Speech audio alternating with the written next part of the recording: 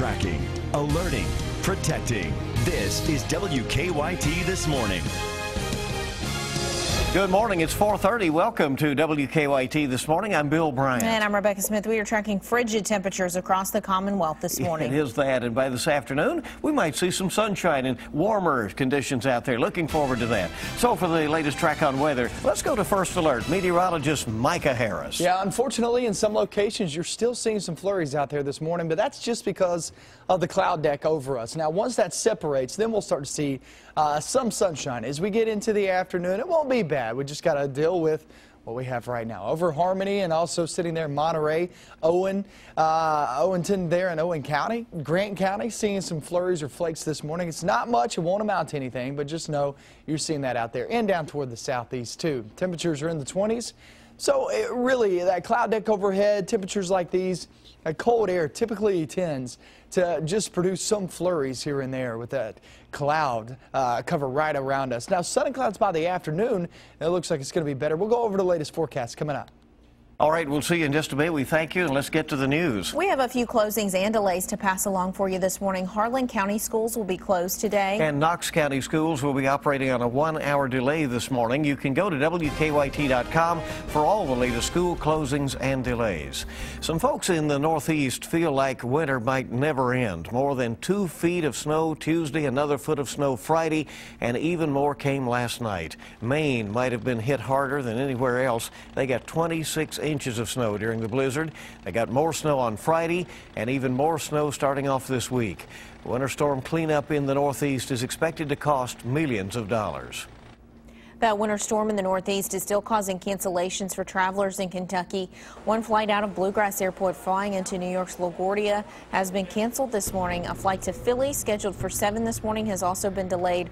Remember, you can help us track snow in your own backyard when winter weather comes to the Bluegrass. Send us your eyewitness pictures using the hashtag WKYTRulesWinter. Great news to share this morning in the search for that missing Madison County man. A golden alert has been canceled for Curtis Rose of Waco. He had been missing since Sunday, and he was found this morning around 3 a.m. Kentucky State Police tell WKYT News that Rose was found in Cabell County, West Virginia. That is near Huntington. He is safe and is in good health. His family is on the way now there to take him home. We are tracking a crime alert in Lexington this morning. Police say a man tried stealing an entire cash register out of a gas station. It happened after midnight at the Marathon station on Paris Pike. Police say a man smashed a glass door, crawled through bars into the business.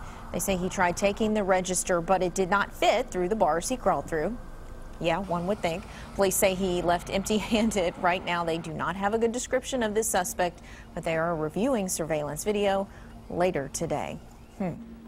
Well, both have been in business for decades, but yesterday morning a fire destroyed a well-known London restaurant and damaged a clothing store that was right next door. Now the community is rallying to help both of them. People are stepping up. There's not much left of Weaver's hot dogs in downtown London, and Bob's Ready to Wear also was very heavily damaged by the flames. WKYT's Sam Smith talked to London's mayor and to a business owner who's come up with a way to help both businesses. The devastation is just awful. Weaver's Hot Dogs and Bob's Ready to Wear have stood right next to each other for more than 60 years. The overnight fire put the restaurant and the store out of business. I was devastated for the people, for their families. I'm told both business owners are city council members, and Monday night's meeting was canceled. There's nothing that was on our agenda that can't wait for a few days, and I know they'll be right back with us helping run this city. Mayor Troy Rudder says the city will jump in to help the owners with whatever they need. The owner of Bob's not only lost his store, he also lost his home because he lived upstairs. It took a toll on me. It's weird seeing a well-known place go down like that. Allison Stansberry owns Posh Boutique in London, and she wants to help. She plans to donate a portion of her sales Thursday and Friday to both businesses. So we just want to help the employees because they'll be out. Ownership at Weaver's and Bob's have a lot to figure out. Both are waiting to hear from their insurance companies. They say they can't believe what happened, but are grateful for all the support they've received so far and whatever help comes in the future. They're part of our family. They're in trouble, and we're here to help. In London, Sam Smith, WKYT. Well, the cause of the fire is still under investigation. Family members say Weavers will be rebuilt, but the owners of Bob's have not yet decided what to do. Wonderful to see the community stepping up there. Well, this morning there are still many unanswered questions in the death of a Montgomery County woman. Police say 22-year-old Katrina Craver died after being found late Friday night near Nest Egg Road near Jeffersonville. Investigators have not figured out what caused her death, but they say she had head trauma. Craver's father says she and her boyfriend had an argument at his home, then he left for a friend's house. He believes Craver then walked out to the road where a car hit her and didn't stop. I still can't believe she's gone. I still can't believe whoever hit her just left her there to, die. Police have not said what they think happened, only that all possibilities are open. The family has set up a GoFundMe page to help with funeral expenses. You can search for the name Katrina Craver if you're looking for that. This morning, police in Louisville are trying to track down the person who put drivers in danger by throwing rocks at them. Happened early Sunday morning along the Gene Snyder Freeway. Louisville police say someone threw rocks at 3 vehicles, causing damage to all of them. One of the drivers said his rear driver's side window was shattered.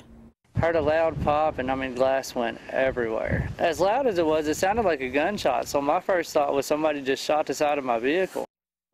He also says he then noticed someone standing in the median of the freeway throwing rocks. Police say no injuries were reported. They say that person who threw those rocks will be charged with criminal mischief if caught.